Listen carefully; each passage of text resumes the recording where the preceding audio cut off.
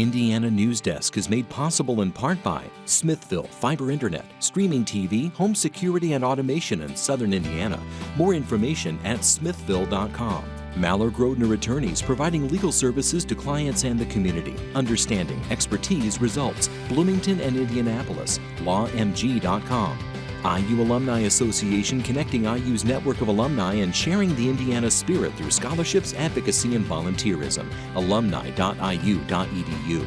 IU Center for Rural Engagement, extending IU Bloomington resources to improve Hoosier lives in partnership with communities and organizations. rural.indiana.edu. And by WTIU members. Thank you. Coming up on Indiana Newsdesk. As COVID-19 cases and hospitalizations remain at levels not seen since last winter, hundreds of people gathered at the State House to protest the state's response. People of Indiana are well educated to take care of their own, make their own decisions for their own health and safety.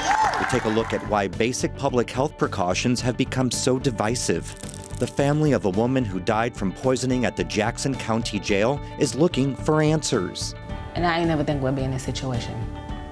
It's under the same bracket, injustice, by people with authority. The jail and the state police remain silent while the death is being investigated. And annexation in Bloomington is moving forward after City Council greenlit the final 6 areas at this week's meeting. But the process is far from over. Those stories, plus the latest news headlines, right now on Indiana Newsdesk.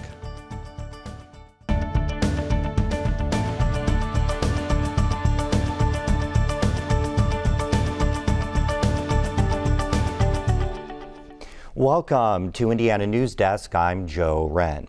The state's hospitals continue to be overwhelmed with unvaccinated COVID-19 patients.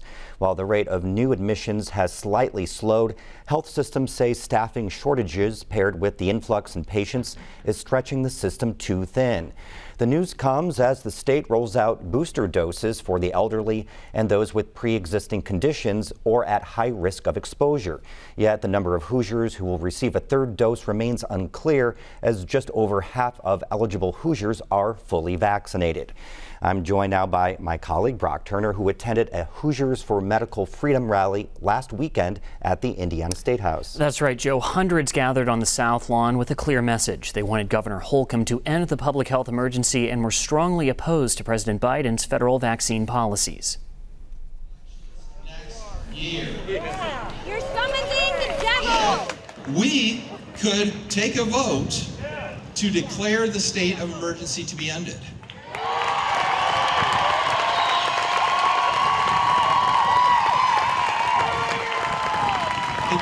It doesn't even have to go through a committee. It can go directly to the floor.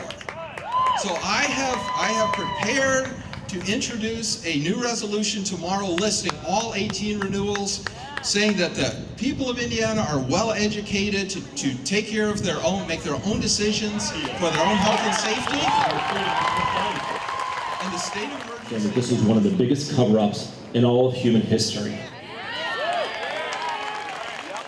I'm not saying that COVID is not real, so I do want to always have that comment.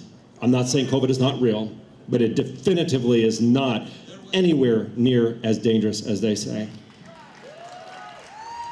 I think that the Indiana GOP continues to be asleep at the wheel. Who holds the power in the state of Indiana? Who's going to fight back against tyranny? Who's going to reclaim the power that we've given away? I've been to every gathering in the state of Indiana for medical freedom because, ladies and gentlemen, I'm just as terrified as you are.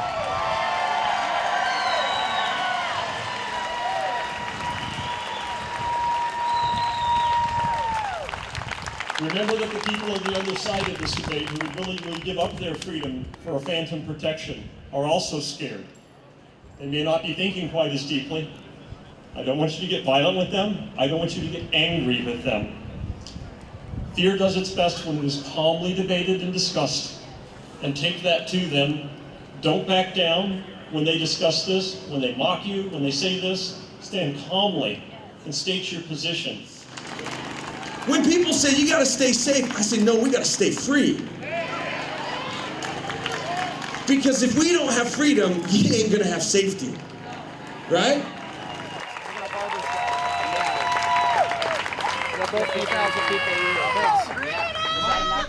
So Brock, we heard from a number of voices there. What's the likelihood of any of those desires being met?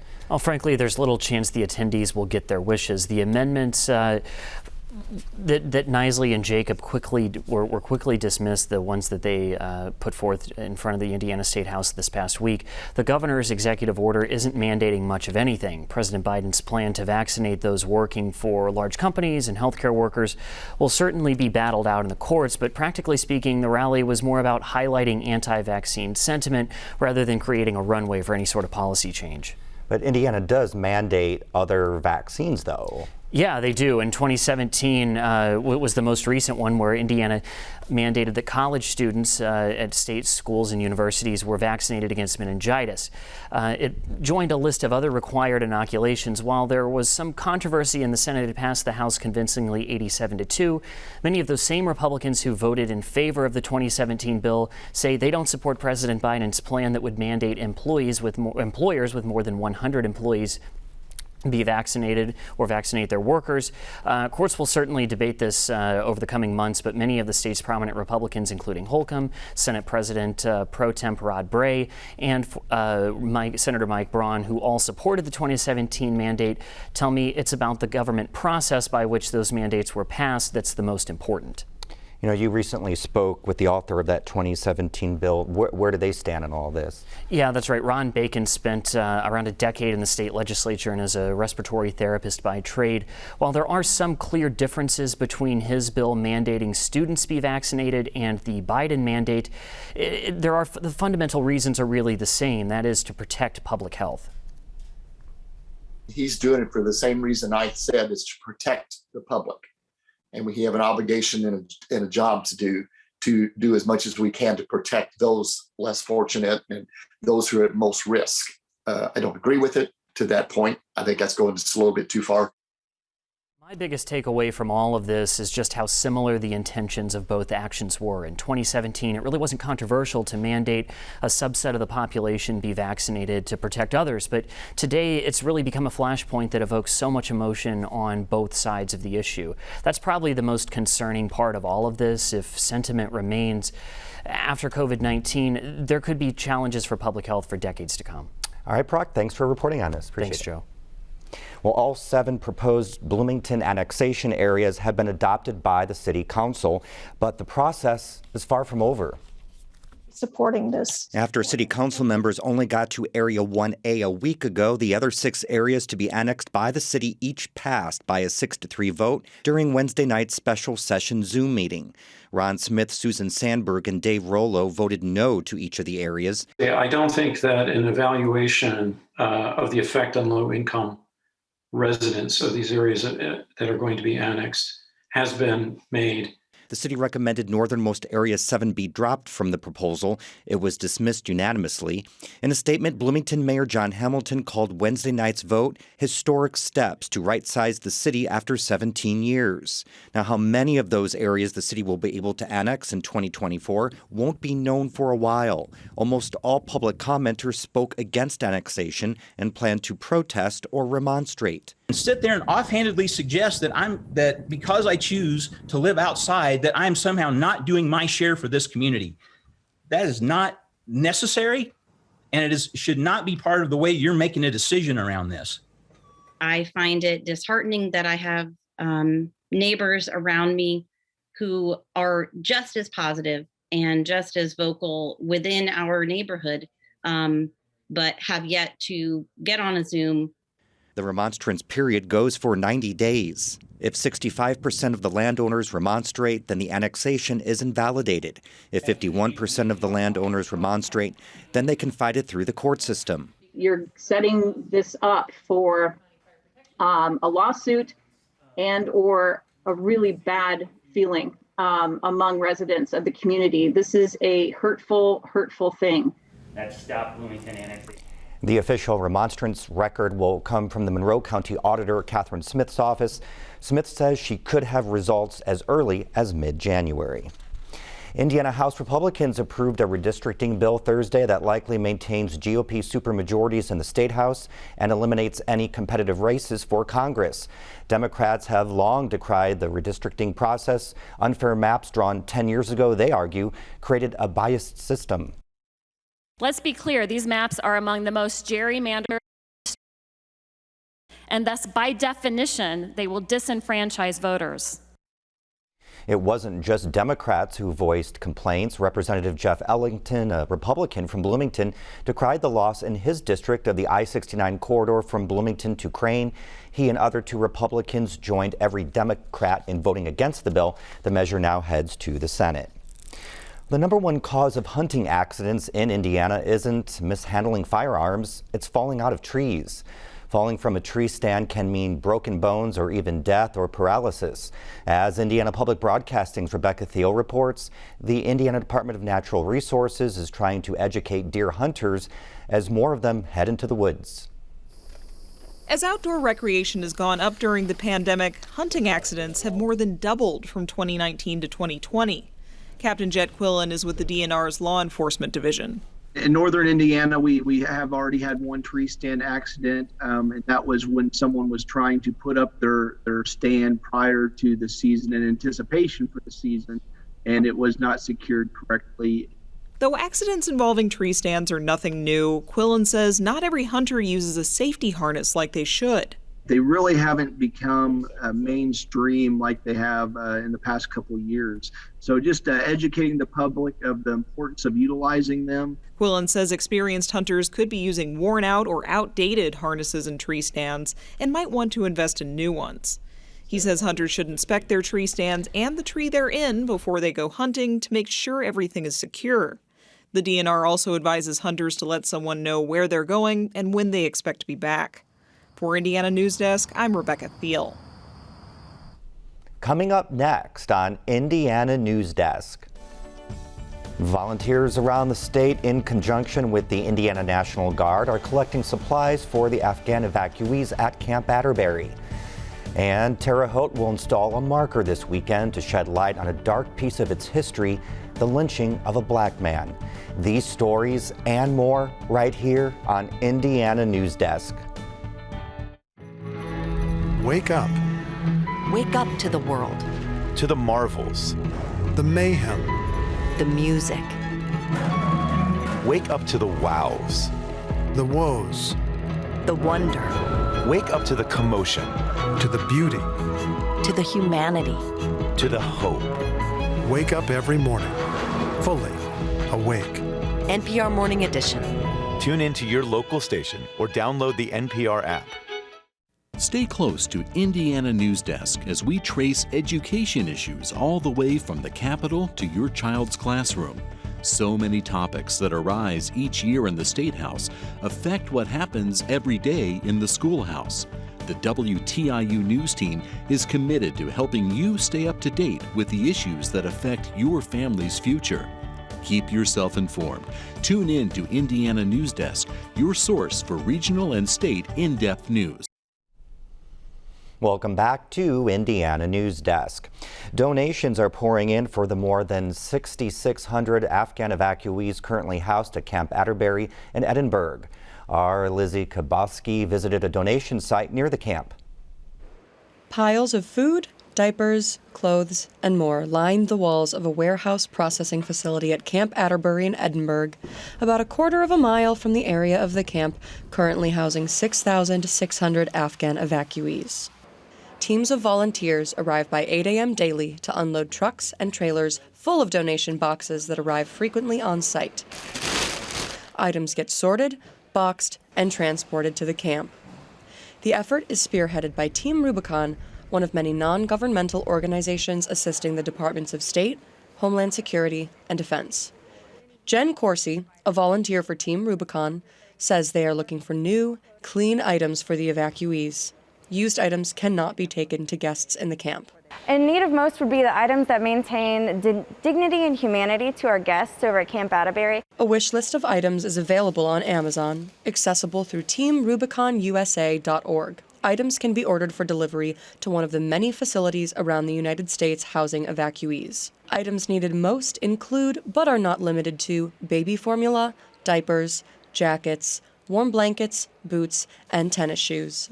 While larger organizations and communities have rallied to provide items for the camp, Corsi says she is amazed at the generosity of community members who arrive with donations.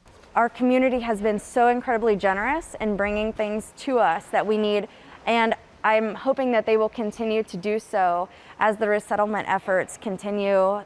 Donations can be dropped off at the Johnson County Parks and Recreation Amphitheater in Edinburgh from 9 a.m. to 5 p.m. daily. Items can also be dropped at numerous National Guard Armory locations from 8 a.m. to 4 p.m. Monday through Friday. Locations are available on the Camp Atterbury Facebook page. Corsi says she processes donations for 8 hours every day. She's only gone back to her home in Columbus on the weekends since she began volunteering on September 11th. And I'm going to keep doing this until the mission is over. For Indiana Newsdesk, I'm Lizzie Kaboski. Donations will be accepted through the month of October. More than 2 months after a Louisville woman died in a southern Indiana jail, her family is still seeking answers. Adam Pinsker reports. Ronisha Morell remembers when Breonna Taylor was killed by police as she slept in her Louisville home in March of 2020. And she's well aware of other incidents where blacks have been mistreated by police. Now it happened to a member of her family. And I ain't never think we'd be in this situation. It's under the same bracket, injustice, by people with authority. Morell's sister, 23-year-old Tanisha Chappelle, was an inmate at the Jackson County Jail where she died July 15th. Her family now knows why. So my understanding from conversations with Indiana State Police is that the initial autopsy reflects that Tanisha died due to toxicity, which means she was poisoned, but that the substance is unknown. Family attorney Sam Aguiar says it could be a matter of days before a second round of tests confirms what the substance is. Chappelle was arrested in May on charges of shoplifting from the Edinburgh Outlet Mall. She led police on a chase that ended in Jackson County. In early July, a judge denied Tanisha's request for a bond reduction. It was around that time she told family members she was afraid someone was trying to poison her. She was like, "Sis, somebody put some bleach in my pickle juice." Chappelle also told her family that other inmates were calling her racial slurs, and someone fashioned a noose and put it in her cell. On July 15th, Tanisha told jailers she was running a fever and felt sick, but the family says guards did nothing that night. It was no reason why they all walked around and let my sister bang on a buzzer, let my sister be in poop, vomiting blood, and they don't do nothing besides giving her some Tylenol, because that's what ISP said that they gave her. By Friday, July 16th, her condition was much worse. Chappelle was taken to the hospital in Seymour, where she was pronounced dead that evening.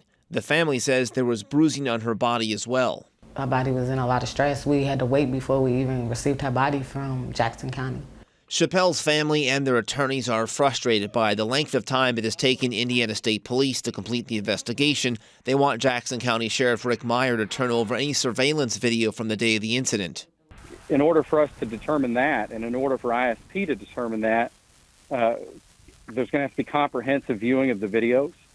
There's going to have to be, people that come forward and basically establish, from their own eyewitness accounts or from things that they've been told by others. The family's legal team says the more time that passes, the harder it is to track down inmates who may have valuable information about what happened, as many of them have been released or transferred to other jails. Morell says the silence coming from the Jackson County Sheriff and Indiana State Police won't make her family be quiet. They just thought that Tanisha's family wasn't going to fight.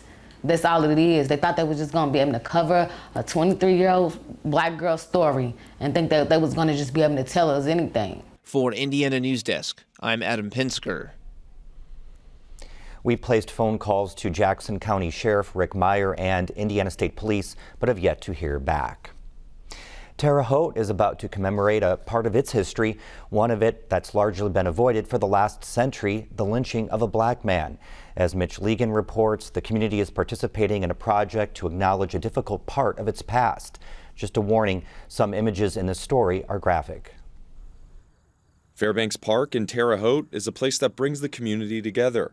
Located right on the banks of the Wabash River, the 145-acre park offers water access, an amphitheater, and plenty of space for kids to play. You'd never know a man was lynched here in 1901. George Ward was my great-grandfather. At this day and age, we'll call him an African-American citizen of Terre Haute. He was a working man. He was a father. He was a husband. Terry Ward is the great-grandson of Vigo County's only known lynching victim, George Ward, a black man accused of murdering a white woman. Terry now lives on the West Coast, but grew up in Terre Haute, unaware of his family's history. But they never spoke about it because it was to the Ward name, it was a disgrace based on the fact of what he was accused of. In February 1901, a young school teacher was murdered. Her assailant was described as a black man, and Ward apparently confessed to the crime. But his day in court never came. The chief of police had heard that a mob was coming, so they took him to the county jail there by the river. And it wasn't very long before the crowd showed up. The mob overran the jail and lynched Ward from the nearby bridge. Once they were through with the lynching, they built a pyre on the banks of the river and burned his body. Anywhere from 1,000 to 3,000 people participated. The faces of these people that are just so satisfied with themselves. And that is typical of photographs after a lynching. The incident became a source of shame for the family, who immediately were labeled criminals by mob justice. Terry says it set off a chain of Ward men leaving the city, with those left behind living in poverty. I probably am the first generation outside of any generation since George Ward that has achieved past the poverty level. The lynching also put Terre Haute in a negative light, and many wanted to forget the incident as quickly as possible. Rumors spread that someone from out of town stirred up the mob. One newspaper report said Terre Haute was the true victim. When this happened, I think it was almost a shock to the community, like a gasp, like what, oh my gosh, this didn't happen here. We have to pretend this never happened here. Let's just don't talk about it. For the next century, what happened to George Ward was buried in the public consciousness. Those who knew there was a lynching were short on details. The Vigo County Historical Museum didn't mention George Ward until last year. These things have to be taught in our educational centers and our museums in order to grow from them, in order for it not to happen again. Terry Ward returned to Terre Haute in 2020 to collect soil from the land his great-grandfather was lynched on. It was part of the Equal Justice Initiative's Community Remembrance Project, which aims to put historical markers in counties where lynchings occurred. EJI and the local NAACP chapter teamed up to have a marker installed at Fairbanks Park. It's been in the dark. We are bringing it into the light, and so we can have this healing process. We can have reconciliation. We can have closure. There will be a ceremony this Sunday to dedicate the marker and acknowledge the injustice done to Ward and his family. 4 generations of Wards will be there, including Terry. It's his hope the marker will help the family and community heal and come together in the pursuit of justice for all. What I hope will happen is that they will identify their own hearts by reading the memorial, seeing what it consisted of, seeing the atrocity that was done, and be willing, if nothing else, to step up in life against the situation that they would say would be wrong in society. For Indiana Newsdesk, I'm Mitch Legan. The George Ward Historical Marker Memorial will be dedicated at 3 p.m. this Sunday at Fairbanks Park in Terre Haute. The Indiana football team came into the season with high expectations after a successful 2020 campaign, but as Pat Bean reports, things haven't gone the Hoosiers' way this year. 3 games into the 2021 football season, Indiana is not where it expected to be. The Hoosiers opened the year ranked 17th in the nation, but have lost 2 of their first 3 games. Yeah, we're 1-2. It's not where any of us wanted to be. So what are you going to do? Feel sorry for yourself? Because I guarantee nobody else is. So we're going to blow up. We're going to fight. I promise you that. Both losses have come against ranked teams. Iowa was number 18 and Cincinnati number 8 at the time Indiana played them.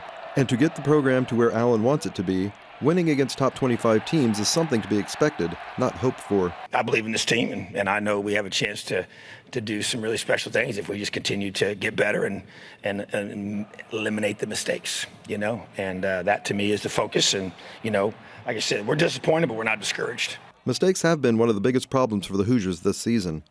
quarterback Michael Penix's return from a season-ending knee injury has been plagued by indecision and interceptions. He's already thrown 6 interceptions, one more than the team did all of last season. And his completion percentage and passing yards per game are also well off last year's pace. But Penix is in no danger of being benched. Michael Penix is our starting quarterback, and I believe in him with 100% of my heart, and know that our team feels the same way. Allen said there was plenty of blame to go around for the Hoosiers' issues in the passing game during last week's loss. We had several drops, which were uncharacteristic for some of those guys, but they dropped it. They did not catch the football well as a group. I thought our protection still wasn't good enough. Fortunately for the Hoosiers, 3/4 of the season remains to turn things around. As tough as this start is, how cool would it be for the Indiana Hoosiers to turn around their season and, come back even stronger because of it. For Indiana Newsdesk, I'm Pat Bean. Saturday's game at Western Kentucky kicks off at 8 p.m. It'll be broadcast on the CBS Sports Network. Well, that's the end of this program, but our work continues online as we cover the news throughout the week at WTIUnews.org. Have a great weekend.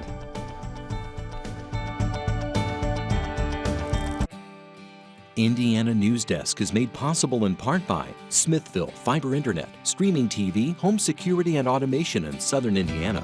More information at smithville.com. Mallor Grodner Attorneys, providing legal services to clients and the community. Understanding, expertise, results. Bloomington and Indianapolis. LawMG.com. IU Alumni Association, connecting IU's network of alumni and sharing the Indiana spirit through scholarships, advocacy, and volunteerism. Alumni.iu.edu. IU Center for Rural Engagement, extending IU Bloomington resources to improve Hoosier lives in partnership with communities and organizations. Rural.indiana.edu. And by WTIU members. Thank you.